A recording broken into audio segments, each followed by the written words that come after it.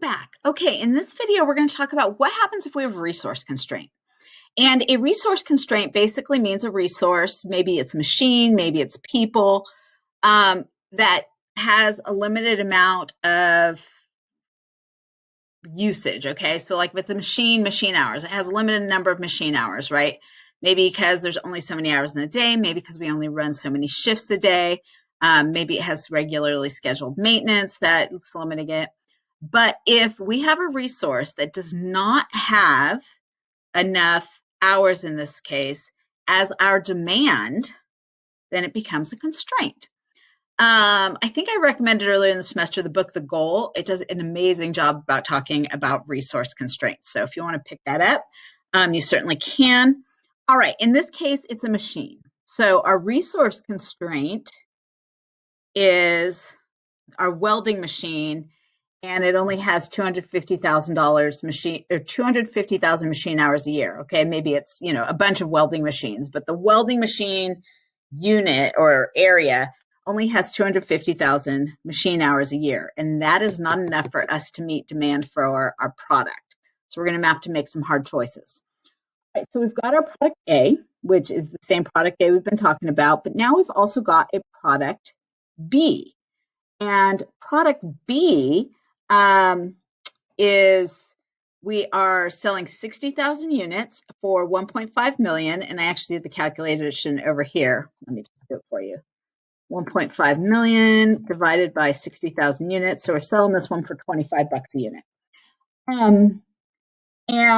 Product B has direct materials per unit of $3, direct labor per unit of $5, variable overhead per unit of $2.50, fixed overhead per unit of $3.75, variable selling expense of $1.25 because now we're selling it for $25 a unit and still 5%, and fixed selling expense of $1.88 per unit. All right. We know we have this resource constraint. We also know that product A uses 1 machine hour per unit, and product B uses 4 machine hours per unit, and product C, which we have no information on, does not use the welding machine, so that is totally irrelevant information. Okay, so in our scenario, we could sell, our market demand is up to 60,000 units of product A and 80,000 units of product B. But we can't actually make that much because we don't have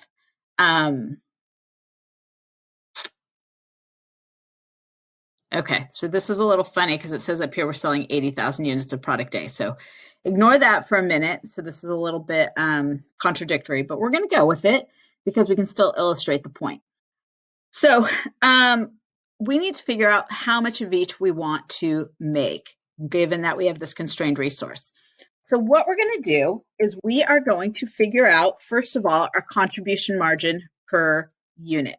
Okay, so our selling price per unit for product A is 10.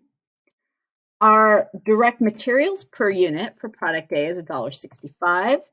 Our direct labor per unit is $3. Our variable overhead per unit is $1.50, and our variable selling is 50 cents. So our total variable cost for product A are $6.65, and so our contribution margin per unit is $3.35. Okay, so then we're going to do the same thing for product B. So our sales price per unit is 25.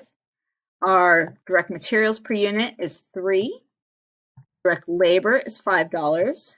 Our variable overhead is $2.50. And our variable selling per unit is $1.25. So our total variable cost per unit are $11.75. And our contribution margin per unit is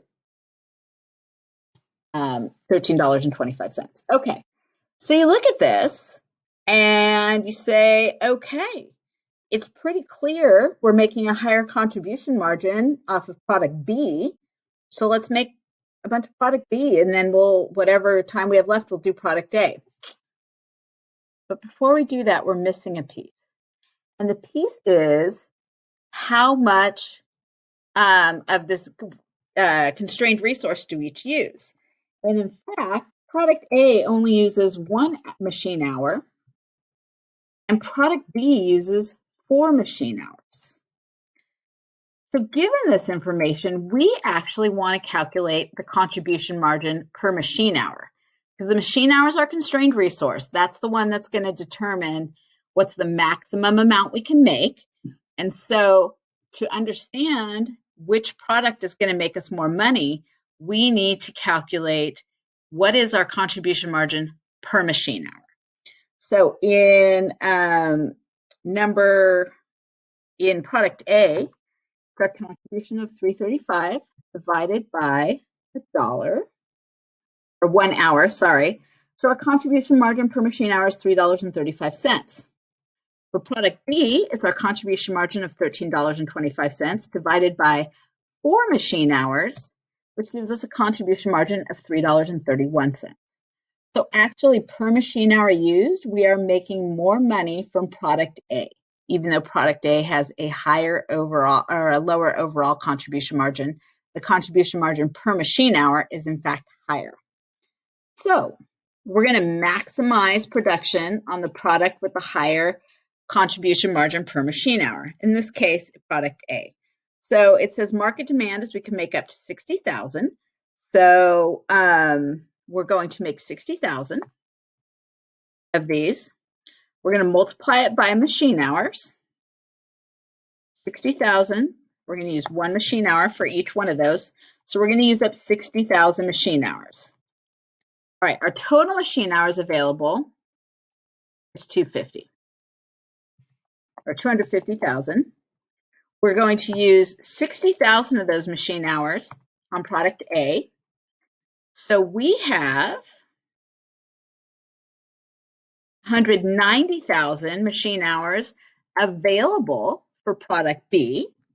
And we know product B requires 4 units or 4 hours per unit, 4 machine hours per unit. So we can make, if we take 190,000, divide it by 4 machine hours per unit, we can make 47,500 units of product B. So that's what we're going to direct our production manager to do. Make 60,000 of product A. We're capping it at 60,000 because that's what we think market demand is. That's the most we think we can sell.